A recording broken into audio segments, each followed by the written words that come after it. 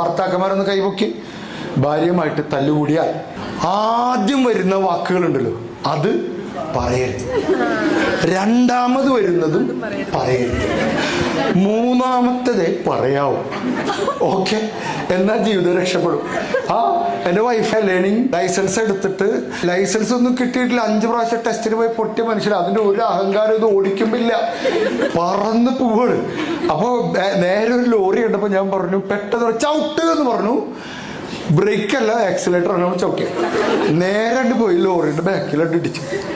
എനിക്ക് ആദ്യമായിട്ട് വന്ന സാധനം ഇതിന്റെ ഹെഡ്ലൈറ്റ് നിന്റെ അപ്പം കൊണ്ടുവന്ന് തരുമെന്നാണ് എനിക്ക് ആദ്യം വന്നത്. അത് ഞാൻ പറഞ്ഞില്ല. പിന്നെ ഞാൻ പറഞ്ഞു നിന്നോട് 100 പ്രാവശ്യം പറഞ്ഞില്ലേ ആക്സിലേറ്റർ, ബ്രേക്ക്, ക്ലച്ച്, ABC. അതാണ് വന്നത്. അതും ഞാൻ പറഞ്ഞില്ല.